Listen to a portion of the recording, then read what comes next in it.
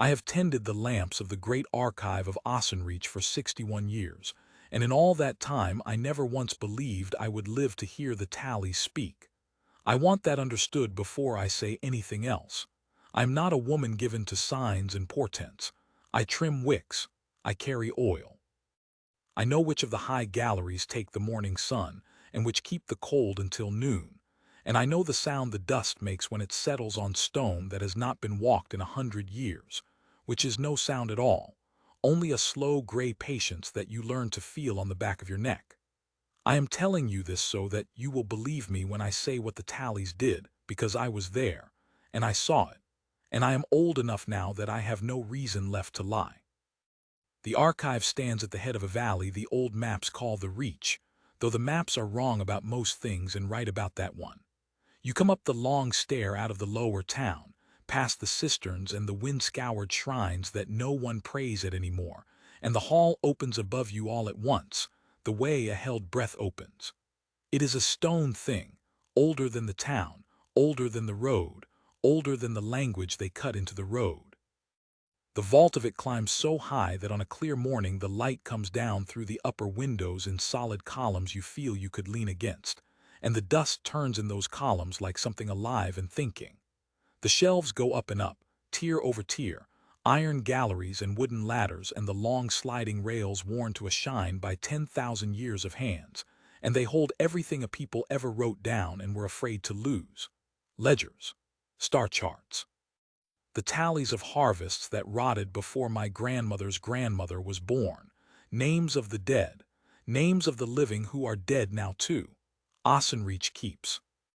And at the heart of it, where the four great halls meet under the highest window, stands the Tallis. I do not know how to make you see it if you have never stood beneath it, and almost no one living has.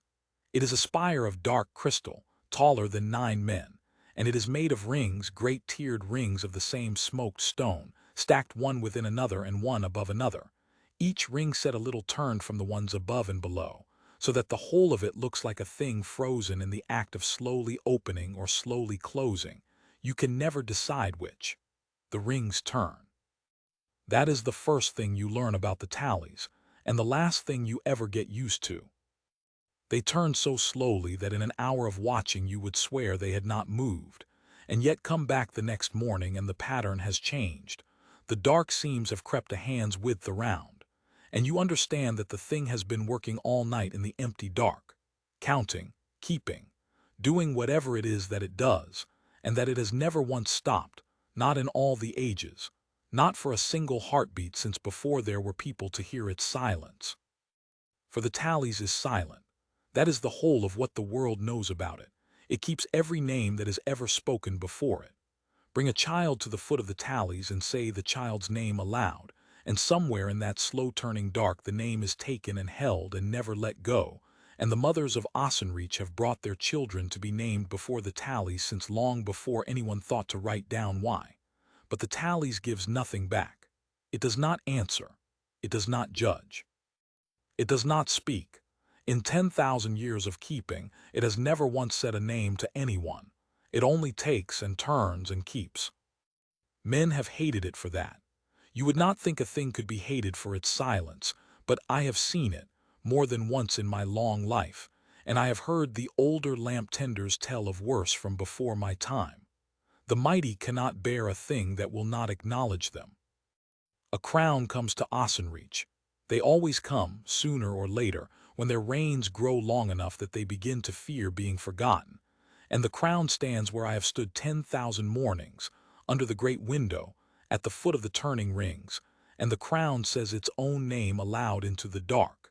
And the name is taken. The Tallis keeps it as it keeps the name of every drowned fisherman and every stillborn child.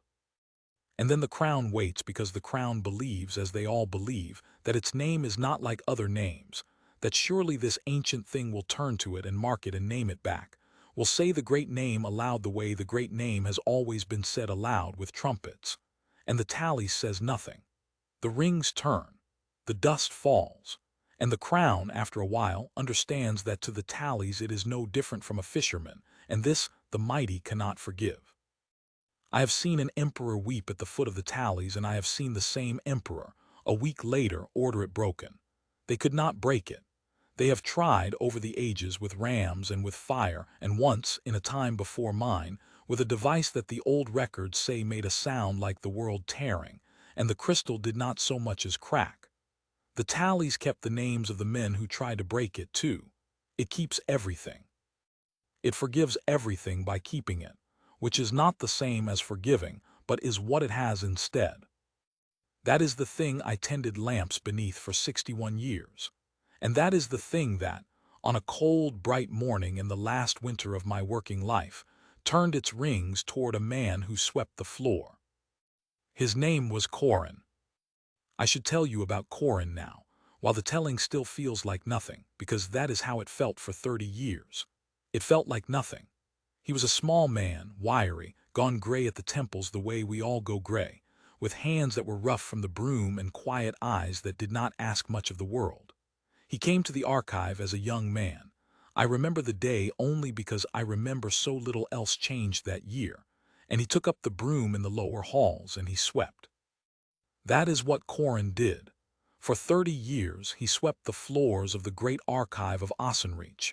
He came before the light and he swept the dust down out of the galleries and along the great aisles, and he carried it out in a barrow to the ash heap beyond the eastern door, and he came back and he did it again. 30 years. He was paid in bread and a cot in the undercloister, and the right to warm his hands at the scriptorium brazier in the cold months. And if you had asked any of the great scholars who ruled the reading galleries, the veil masters in their pale robes, the visiting savants, the keepers of the upper tiers, if you had asked any of them the name of the man who swept their floors, not 1 in 10 could have told you. But I could have told you. I knew Corin, because the lamp tender and the floor sweeper are the two lowest hands in a place like Ossenreich, and the low know one another the way the high never trouble to. We took our bread at the same board, and in 30 years I watched that man do 100 small things that no one marked and no one wrote down, and I am going to tell you some of them now, because they matter to what happened, though I did not know it then. I thought they were only the shape of a decent man. I did not know they were being kept. There was old Marek, the under-archivist of the third hall, who took a fall on the winter stair in his last year and could not get down to the scriptorium warmth on his own legs. Corin carried him. Every night for a whole winter, when his own work was done and his own hands were raw, Corin went up to the cold cell where old Marek lay too proud to ask and too weak to move, and he carried the old man down the long stair on his back, slow, a step at a time, so that Marek could die a warm man instead of a cold one. No one asked him to. No ledger recorded it. Marek himself, when he was gone, left nothing behind to say it had been done, because Marek was ashamed to be carried, and the shame died with him, and I am the only living soul who knew, and I never spoke of it because Corin asked me not to. That is the first thing. There was the gallery lamp on the 4th tier of the second hall, the far one, over the sealed stacks, the one the masters ordered left dark because the oil for it came out of the archive's coin and the far stacks were never read. Corin kept it lit, at his own cost. He bought the oil out of his bread money, a little each week, and he climbed the far ladder every dusk and lit that one lamp over the sealed stacks and let it burn through the night, because he told me this once, and only once, and looked away when he said it, because he did not think any part of the archive should sit in the dark as though it had been given up on. 30 years he kept a lamp lit that no one had asked for, over books no one read, out of money he did not have to spare. That is the second thing. There was the fire. This was long ago, in the dry autumn, when a brazier tipped in the copying room, and the flames took the drying racks where the fresh-inked scrolls hung, and half the young veil scribes ran for water and the other half ran for the door. Corin ran into it. He went into the smoke with his own wet cloak over his arms, and he pulled the racks apart with his bare hands, and he carried out the burning scrolls and beat the fire off them against the stone floor. And when it was over, his arms were scorched to the elbow, and 40 years of a dead cartographer's work was saved. And the master of the copying room wrote a full account of the fire for the annals, a beautiful account. I read it myself, and in that whole account the man who went into the flames is called once a servant, not by name, a servant. That is the third thing, and there are 100 more, and I will not tell them all because we would be here until the lamps burned out. I only want you to understand, Corin was kept out of the record his whole life. The record had no room for him.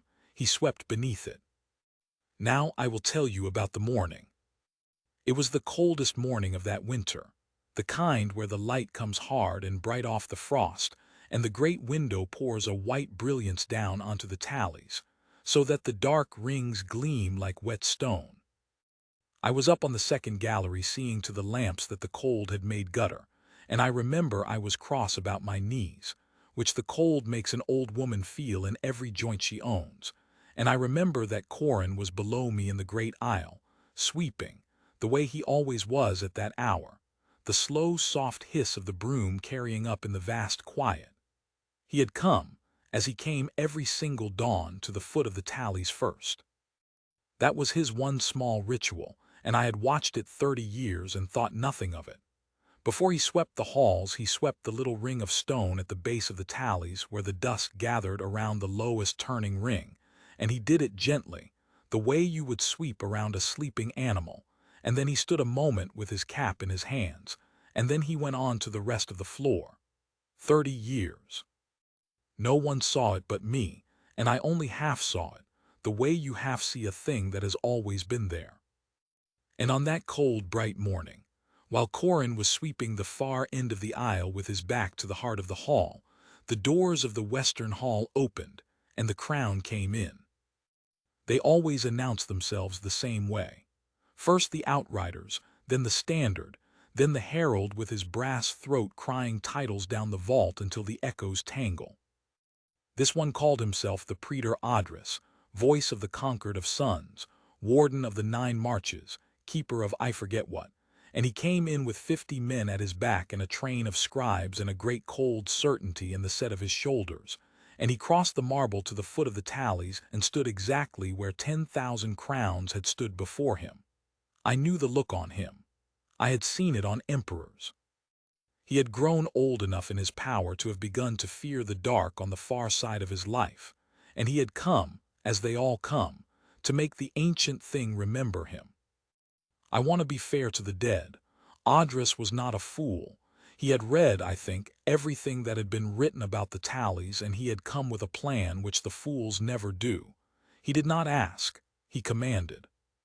He had his herald cry his name and all his titles into the rings, and then he had his scribes bring forward a great ledger of his own, the record of his reign, his wars won and his laws made and his cities built, and he had them read it aloud, hour on hour, into the turning dark, as though the tallies were a magistrate to be argued before, and he had only to make his case well enough. He believed, I think, that the tallies was silent because no one had ever presented it a name worthy of an answer. He believed he was that name. He read all morning. The cold light moved across the floor. His scribes' voices grew hoarse and were replaced by fresh scribes. The 50 soldiers stood at their spears and did not move, and the great scholars of Ossenreich came down from their galleries and gathered at the edges of the hall to watch, because it is not every reign that sends a praetor to argue with the tallies, and the veil masters in their pale robes drew together and murmured, and I stood at my lamps on the second gallery and watched.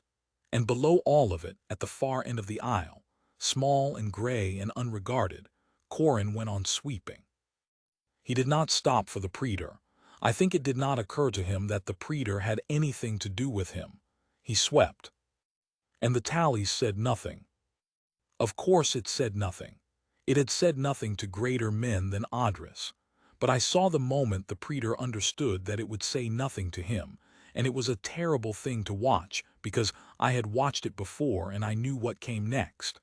The last scribe fell silent. The great ledger of the reign of Adris lay open and finished on the marble, every word of it now kept in the rings, and none of it answered. And the praetor stood in the white light and looked up at the turning dark, and understood that to the tallies he was a fisherman. And the cold certainty went out of his shoulders, and something worse came into them.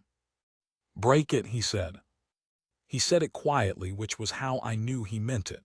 The loud ones do not mean it. He turned to his captain and he said, "It is a dead thing and a lie, and it has mocked the conquered of sons. Break it and we will build a true record here, one that answers." And the captain, I will give the captain this, he hesitated. The captain looked up at 9 ages of unbroken crystal, and knew what every child in Ossenreach knows, that it cannot be broken. But a captain does not tell a praetor his command is folly. And so the soldiers came forward with the heavy iron they carry for the breaking of gates, and they set themselves before the lowest ring of the tallies, and Odrys raised his hand to give the word. And Corin stopped sweeping. I saw him stop. From up on the gallery I saw the broom go still in his hands, and I saw him turn, and I saw him look at the soldiers with their iron set against the foot of the tallies, and I saw him do the thing that I have gone over 10,000 times in the years since and still cannot fully explain. He did not shout. He did not raise a hand against 50 armed men, which would have been the act of a fool, and Corin was not a fool. He simply walked. He set his broom against a pillar, and he crossed the great aisle in the white light, small and gray among all that iron and all those pale robes, and he came and he stood between the soldiers and the tallies at the foot of the rings. In the little ring of stone he had swept clean every dawn for 30 years, and he took off his cap and held it in his 2 rough hands, and he said to no one, to the praetor, to the whole cold hall, he said, "Please don't. It's kept my whole life here. It shouldn't be broken by men who never asked its leave." That was all. It was not a speech. Corin had no speeches in him. And the praetor Odrys looked at the sweeper the way you would look at a dog that had spoken, with more astonishment than anger, and he opened his mouth to have the man dragged aside, and the soldiers took a step toward Corin. And the tallies turned.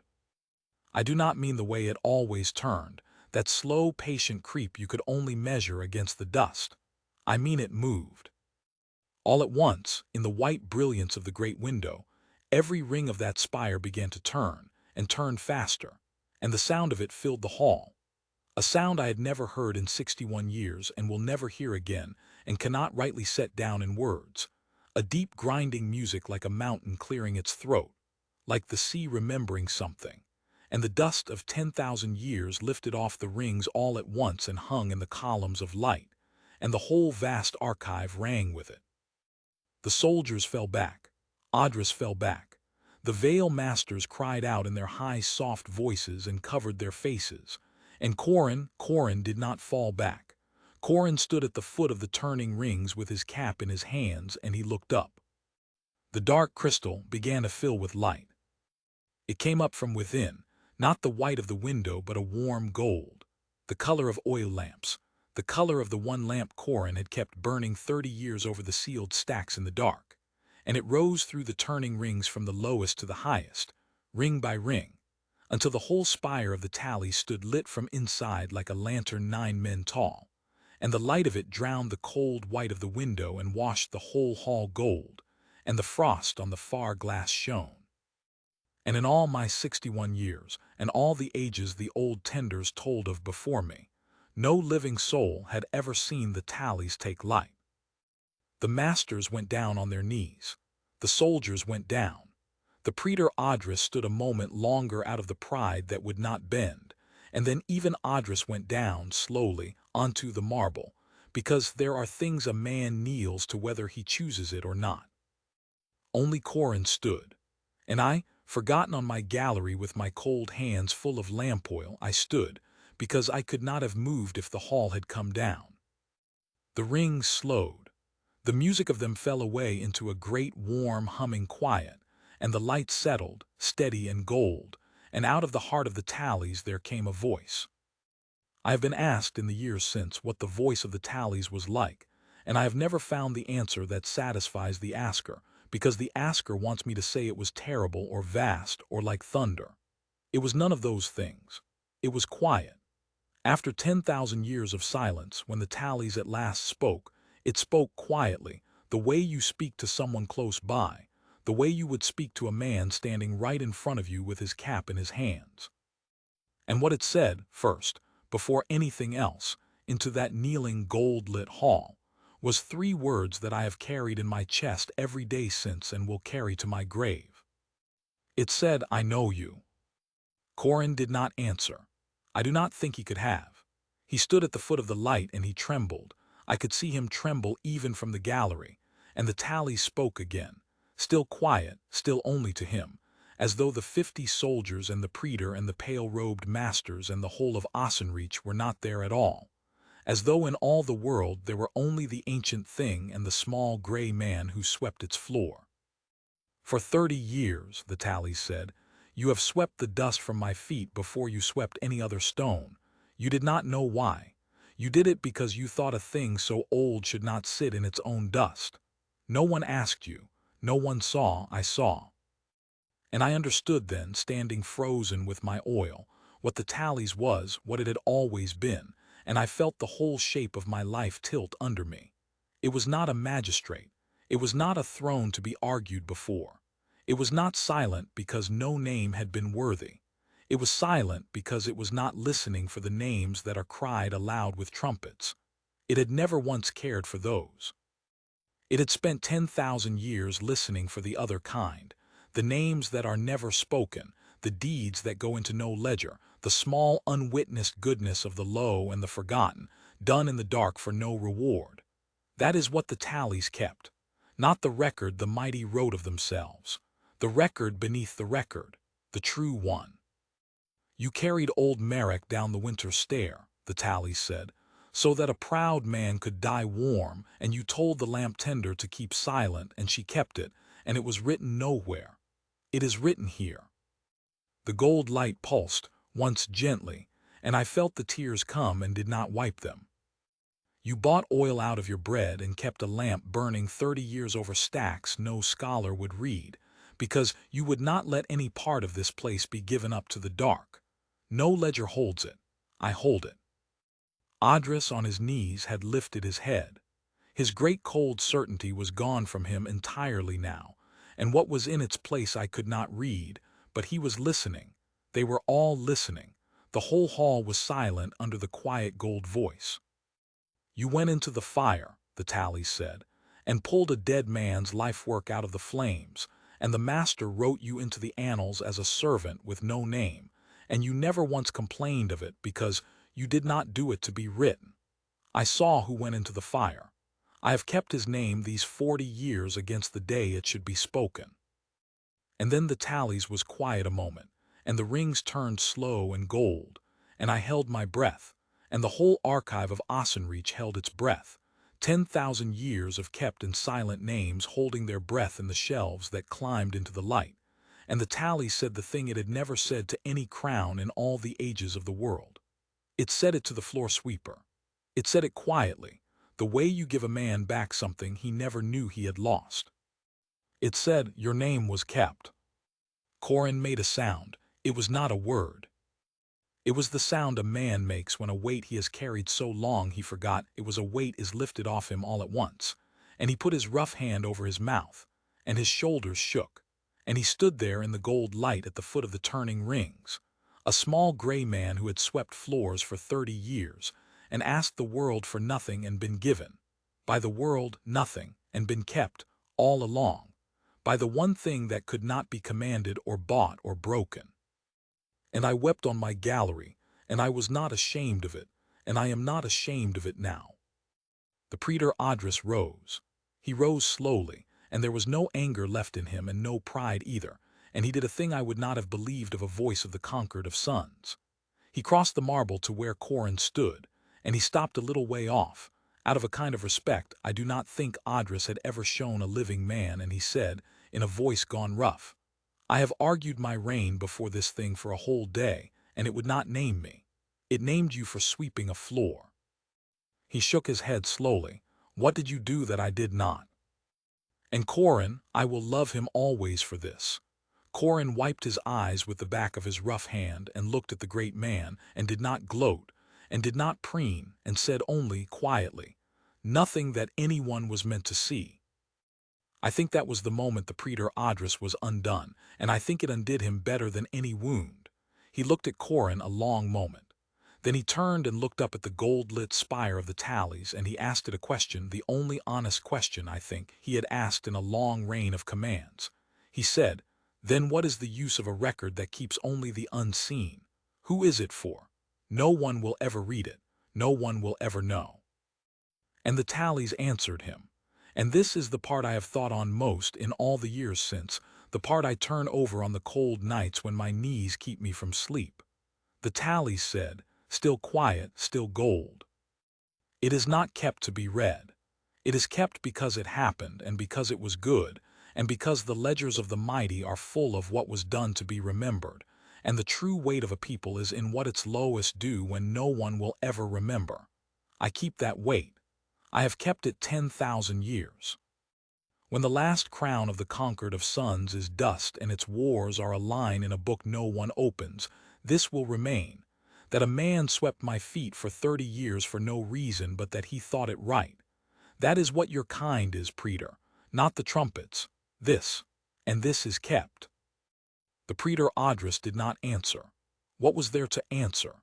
He stood in the gold light a long while, and then he gave a command, but it was a different command than the one he had come to give.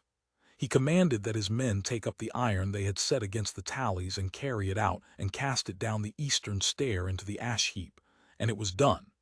And then he did the last thing, the thing they still tell in the lower town though they have it half wrong.